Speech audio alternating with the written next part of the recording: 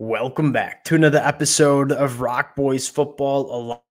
A lot of note out of this Florida Gators program over the last 24 hours regarding former five-star cornerback Cormani McClain late to meetings, late to workouts, at some points not even showing up to those meetings and workouts. Want to have two different conversations. One, talk about where the Florida Gators go from here in terms of managing Cormani McClain. But I think number two, an equally important conversation that a lot of the Florida Gator fans on the message boards have been going back and forth about is, did Billy Napier make the right move in the first place, bringing in Cormani McClain? And I'll say this, I was a really big fan of bringing in Cormani McClain. I didn't see much downside. I only saw upside in terms of what does it look like if Cormani McClain puts it together, starts carrying himself the right way.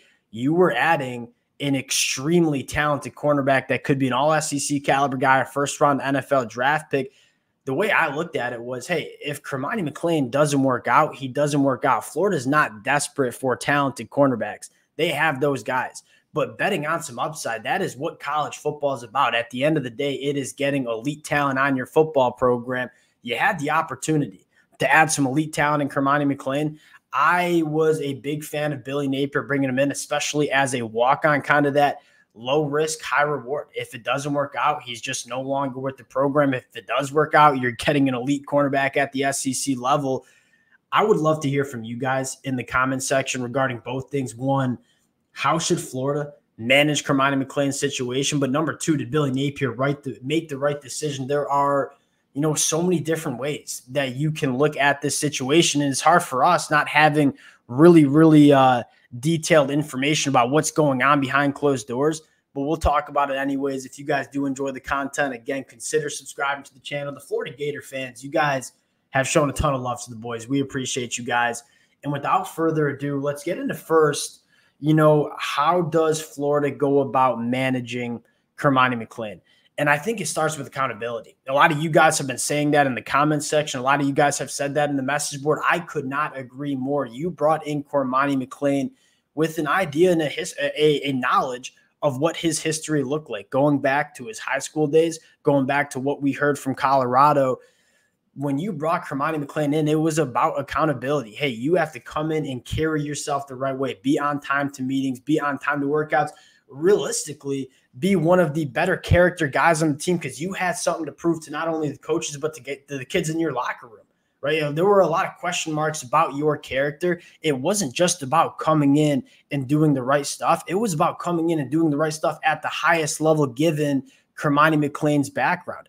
And it just doesn't sound like Cormani McClain is capitalizing on this second opportunity. So it kind of comes down to, you have to follow through with this behavioral plan that you set in place, because we all know that there is some sort of behavioral plan that they had with Cormani McClain regarding, hey, I don't know if it was a 3-strike rule. I don't know if it was a zero tolerance policy in terms of, hey, that first meeting you're late to, you might be gone. I don't know what it looked like, but we know damn well that there was some sort of behavioral plan. At least in my opinion, you have to follow that plan.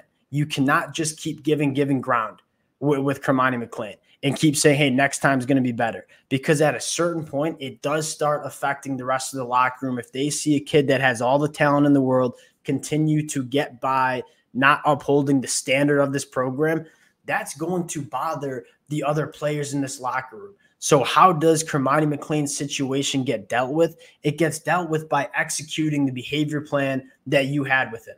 Whether it's 3 strikes, whether it was zero tolerance, that's what needs to get carried out with Cormani McClain. Because, again, you knew the background. You knew the baggage that he was coming in with this program with.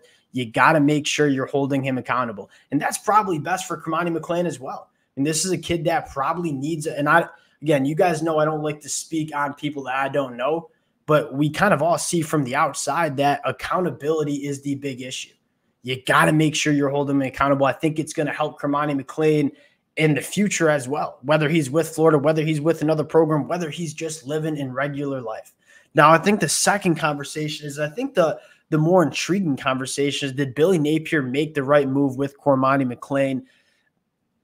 In my mind, I'll stick with what I said when Cormani McClain came to Florida.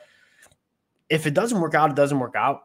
I still think Billy Napier made the right decision. When you have the opportunity to bring in a talent like Cormani McClain, you don't have many of those opportunities. And when you have those opportunities, you have to be able to capitalize on them. And at the end of the day, Florida was not bringing Cormani McClain in terms of, hey, we're going to give him a scholarship. We need him to start. Florida's in a really good spot in terms of the depth chart and the young talent that they have at the cornerback room, right? You have guys like Devin Moore, like Jason Marshall, like Jakeem Jackson, Deshaun Johnson, even true freshman Jameer Grimsley. I am extremely high on. This is not a situation where Florida needs Cormani McClain on this roster. So you brought Cormani McClain in for the potential upside, but if it didn't work out, you just you get rid of him and let him go to another program. It was not we need Cormani McClain to start or else we're not going to win a lot of football games in 2024. That was not the case. I don't even think Cormani McClain was going to start regardless if he was on this roster in the 2024 year or not. I think he was going to be a depth piece year 2 of his college football career with that big time upside probably coming year 3, year 4. And so going to, did Billy Napier make the right decision bringing him in? I guess hindsight 2020, if it doesn't work out, you'd probably say no.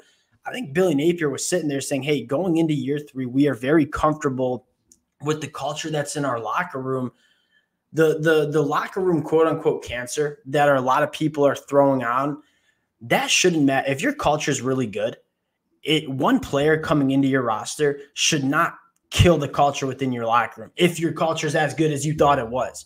And so even bringing in Cormani McClain, him not working out, at least in my opinion, especially with all the veterans that you have in that defensive back room and some of the young talent that we have that we think carry themselves the right way, guys like Jordan Castell, Bryce Thornton, you bring in Cormani McClain, he doesn't work out the first couple months. He ends up finding a different program. At least in my mind, if your culture is as good as you thought it was, it shouldn't ruin the culture within this Florida defensive back room, within this Florida roster. What I think would start to hurt it is if you keep giving Cormani McClain ground, you keep letting him kind of get away with not upholding the standard of this program. That's when it starts to hurt because other players are looking at Cormani McClain and saying, hey, why does he get to act like this, but we don't? Just because he was a 5-star coming out of high school, that's when you start getting into that dangerous waters of really hurting your culture. But if you hold Cormani McClain accountable and it just doesn't work out, at least in my mind, that probably shouldn't hurt where Florida is at from a culture standpoint. So hindsight 2020, it looks like it might not be working out for Cormani McClain. In my mind, that's okay. I still think Billy Napier made the right decision, at least giving this a go, because again, the upside was certainly there. We'll see how it all plays out. We'll continue to keep you guys updated, talk about this conversation, because again, it's a fascinating conversation for Florida. You are dealing with a kid that can be one of the best cornerbacks in all of college football if he does put it together. We'll see how it plays out. Again, I would love to hear from you guys in the comment section on some of your takes. If you guys do enjoy the content, consider subscribing to the channel. Appreciate you guys. We'll talk to y'all later. Peace.